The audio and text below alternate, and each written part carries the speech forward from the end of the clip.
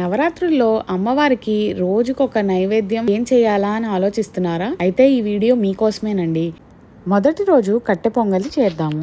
మరి దాని ప్రాసెస్ చాలా ఈజీ. ఎలా చేయాలో చూసేద్దాం రండి. ఒక గ్లాసు బియ్యానికి ఒక గ్లాస్ పెసరపప్పుని తీసుకోవాలి. పెసరపప్పుని ముందు బాండీలో లో ఫ్లేమ్లో ఎర్రగా ఇంతవరకు వేయించుకోవాలి.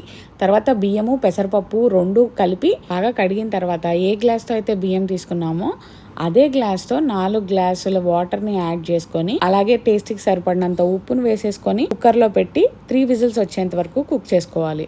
ఈలోపు ఒక గిన్నెలో వాటర్ ని మరిగించి పక్కన పెట్టుకోవాలి. నేను ఇక్కడ ఏ గ్లాస్ తో అయితే బియ్యం తీసుకున్నానో అదే గ్లాస్ తో 3 గ్లాసుల నీళ్లు తీసుకున్నాను. 3 విజిల్స్ వచ్చేసిన తర్వాత ఇప్పుడు మరిగించుకున్న వాటర్ ని మనకు నచ్చిన కన్సిస్టెన్సీ ప్రకారం చూసుకుంటూ కలుపుకోవాలి. నేను ఇందాక 3 గ్లాసెస్ వాటర్ తీసుకున్నానని చెప్పాను కదా, ఆ వాటర్ని కట్టె పొంగలి కన్సిస్టెన్సీ చూసుకుంటూ కొద్దిగా కలుపుకుంటున్నాను. ఒకవేళ మీరు మరీ జారుగా ఇష్టపడితే కొంచెం వాటర్ ఎక్కువే యాడ్ చేసుకోండి. నీళ్లు యాడ్ చేసిన తర్వాత బాండీలోకి కట్టె పొంగల్ మొత్తంని ట్రాన్స్ఫర్ చేసుకొని ఒక 2 నిమిషాలు ఉడకనివ్వండి. ఈలోపు వేరే బాండీలో కొద్దిగా నెయ్యి వేసుకొని అందులో మిరియాలు, జీలకర్ర, జీడిపప్పు, పచ్చిమిరపకాయలు, అలానే కరివేపాకు, ఇంగువ ఇవన్నీ వేసుకొని ఎర్రగా వేయించుకోవాలి.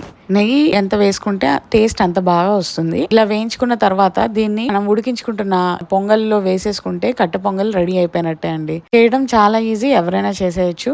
మరి మీరు కూడా ఫస్ట్ డే నవరాత్రిలో కట్టె పొంగల్ని చేసి అమ్మవారికి నైవేద్యం పెట్టేసేయండి. అలానే నెక్స్ట్ డే ఏం చేసామో నెక్స్ట్ వీడియోలో చూద్దాము. అంతవరకు బాయ్ బాయ్. వీడియో నచ్చితే మన ఛానల్ని ఫాలో చేయండి.